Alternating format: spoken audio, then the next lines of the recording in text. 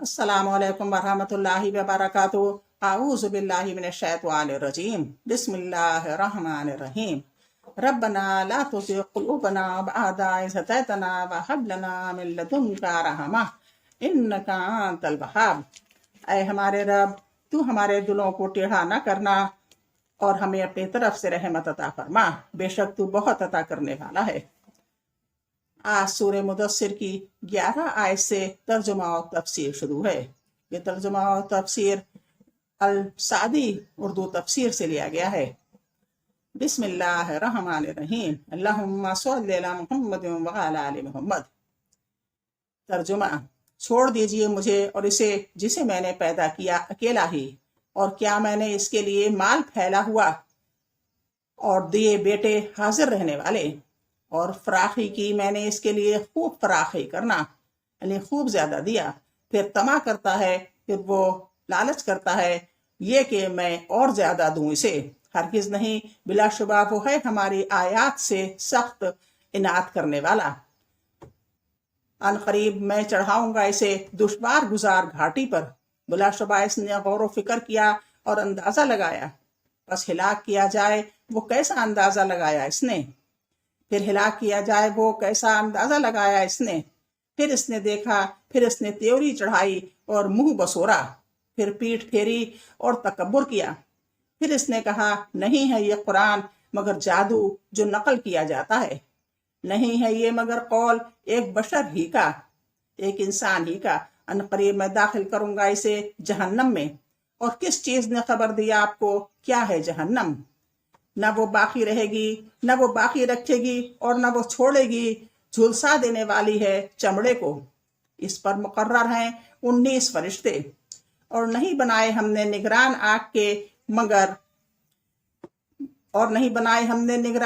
के मगर फरिश्ते ही। और इन नहीं बनाई हमने ये कि तादाद इनकी मगर आजमाइश के लिए इन लोगों की जिन्होंने कुफ्र किया, ताकि यकीन कर लें वो लोग कि दिए गए हैं वो किताब, और ज्यादा होंगे वो लोग जो ईमान लाए हैं ईमान में। और ताकि न शक करें वो लोग कि दिए गए हैं वो किताब और मोमिन, और ताकि कहें वो लोग जिनके दिलों में बीमारी है और काफिर। किस चीज का इरादा किया है अल्लाह ने साथ इस अदद के आजरुए मिसाल के। इसी तरह गुमराह करता है अल्लाह जिसे चाहता है, और वो हिदायत देता है जिसे चाहता है। और कोई नहीं जानता लश्कर आपके रब के मगर वो खुद ही, और नहीं है वो जहन्नम मगर नसीहत जिन्स बशर के लिए। अब इसका तफसीर 11 आयत से शुरू है। ये आयत करीमा मान हक पर अल्लाह ताला और इसके रसूल सल्लल्लाहु अलैहि वसल्लम के खिलाफ खुली जंग करने वाले वलीद बिन मुगीरा के बारे में नाजिल हुई हैं। अल्लाह ताला ने इसकी ऐसी मजम्मत की है कि ऐसी मजम्मत किसी की नहीं की। ये हर इस शख्स की जजा है जो हक के साथ अनाद और दुश्मनी रखता है। इसके लिए दुनिया के अंदर रुसवाई है और आखिरत का अजाब ज्यादा रुसवाकुन है। फरमाया, मुझे इस शख्स को छोड़ दो जिसे मैंने अकेला पैदा किया, यानी मैंने इसे अकेला किसी माल और अहल और अयाल वगैरह के बगैर पैदा किया।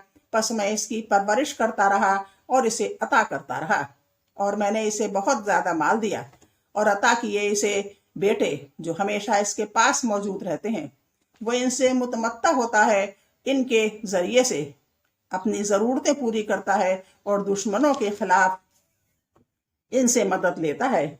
और मैंने दुनिया और इसके असबाब पर इसे इख्तियार दिया, यहाँ तक कि इसके तमाम मुतालिब आसान हो गए, और इसने हर वो चीज हासिल कर ली जो वो चाहता था और जिसकी इसे ख्वाहिश थी। फिर इन नेमतों और भलाइयों के बावजूद ख्वाहिश रखता है कि मैं और ज्यादा दूं, यानी वो चाहता है कि इसे आखिरत की नेमतें भी इसी की तरह हासिल हों जिस तरह इसे दुनिया की नेमतें हासिल हुई हैं। यानी मामला ऐसा नहीं जैसा कि वो चाहता है, बल्कि वो इसके मतलूब व मकसूद के बरक्स होगा। इसका सबब यह है कि वो हमारी आयतों से दुश्मनी रखता है। इसने इन आयात को पहचान कर इनका इनकार कर दिया। इन आयात ने इसे हक की तरफ दावत दी, मगर इसने इनकी अतात न की। इसने सिर्फ इनसे रूगर्दानी करने और मुंह मोड़ने पर इक्तफा नहीं किया, बल्कि इनके खिलाफ जंग की और इनके इब्ताल के लिए भाग दौड़ की।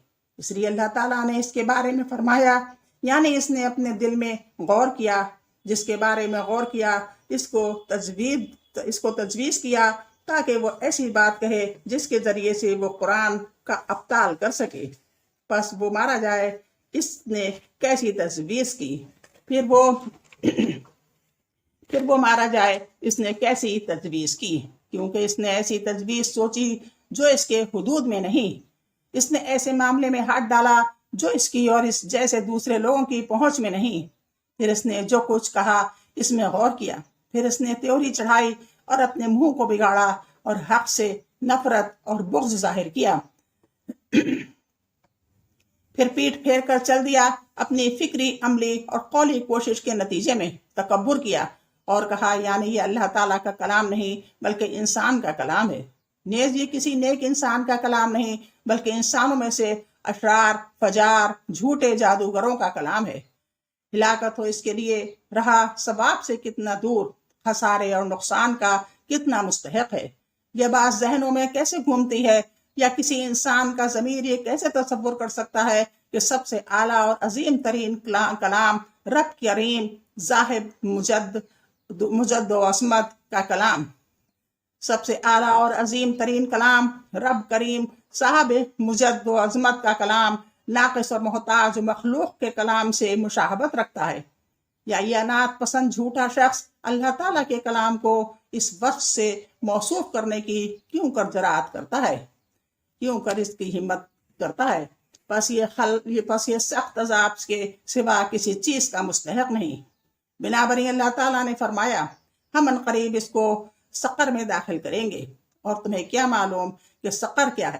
وہ آگ ہے کہ باقی رکھے گی نہ چھوڑے گی، یعنی جہنم کوئی ایسی سختی نہیں چھوڑے گی جو عذاب دیے جانے والے کو نہ پہنچے، چمڑی جھلسا دینے والی ہے، یعنی جہنم اس کو اپنے عذاب میں جھلس ڈالے گی اور اپنی شدید گرمی اور شدید سردی سے انہیں بے چین کر دے گی، یعنی جہنم پر 19 فرشتے داروغہ کے طور پر متعین ہیں، یعنی جہنم پر 19 فرشتے داروغہ کے طور پر متعین ہیں جو نہایت سخت اور درست خو ہیں۔ اللہ تعالیٰ ان کو جو حکم دیتا ہے وہ نافرمانی نہیں کرتے، اور وہی کرتے ہیں جو ان کو حکم دیا جاتا ہے۔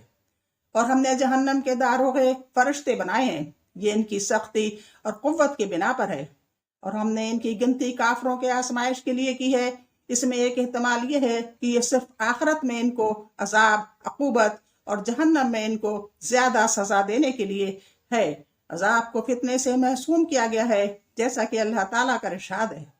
اس دن جب ان کو جہنم میں عذاب دیا جائے گا، دوسرا احتمال یہ ہے کہ ہم نے تمہیں ان کی تعداد کے بارے میں صرف اس لیے بتایا ہے تاکہ ہم جان لیں کہ کون تصدیق کرتا اور کون تکذیب کرتا ہے۔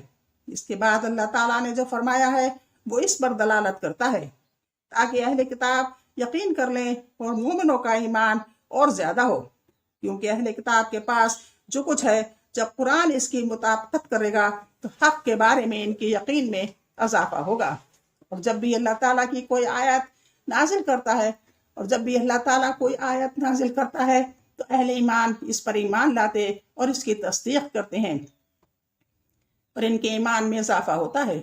نیز اہل کتاب اور مومن شک نہ کریں، یعنی تاکہ ان سے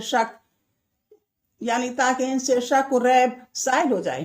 ان جلیل القدر مقاصد کو عقل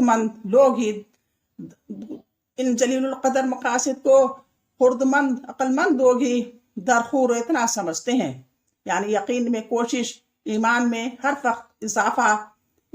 وقت اضافہ، دین کے مسائل میں سے ہر مسئلے پر ایمان میں اضافہ، اور شکوک و اوہام کو دور کرنا جو حق کے بارے میں پیش آتے ہیں۔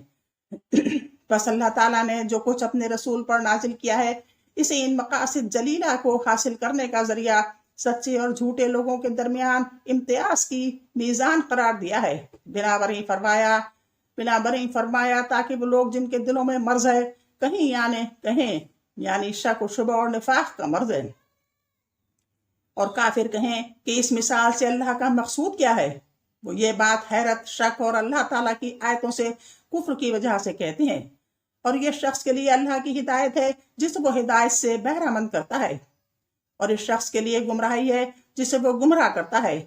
اس لیے فرمایا اسی طرح اللہ ताला जिसे चाहता है गुमराह करता है और जिसे चाहता है हिदायत देता है। बस अल्लाह जिसको हिदायत अता कर दे तो जो कुछ इसने अपने रसूल पर नाजिल किया इसे इसके हक में रहमत और इसके दीन और ईमान में इजाफे का बास बना देता है, और जिसे गुमराह कर दे तो जो कुछ इसने अपने रसूल पर नाजिल किया है इसे इसके हक में जुल्मत और इसके लिए बदबख्ती और हैरत का सबब बना देता है।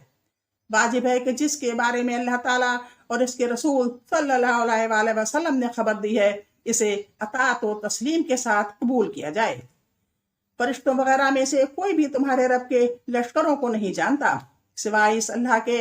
बस जब तुम अल्लाह के लश्करों के बारे में इल्म नहीं रखते थे और अलीम और खबीर ही ने तुम्हें इसके बारे में आगाह फरमाया है, तो तुम पर वाजिब है तुम इसकी खबर की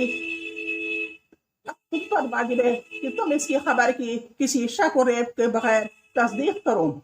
यानी इस नसीहत और तस्कीर का मकसद महज अबस और लहू लौब नहीं, इसका मकसद तो यह है कि इंसान इसी से नसीहत पकड़े जो चीज़ इनको फ़ायदे दे। इंसान इससे नसीहत पकड़ें जो चीज़ इनको फ़ायदा दे, इस पर अमल करें, और जो चीज़ इनको नुकसान दे इसे तर्क कर दें। बस इतना ही, इंशाअल्लाह कल फिर मुलाकात होगी। अब 23 आयत से शुरू होगा। अल्लाह हाफ़िज़, अस्सलाम वालेकुम।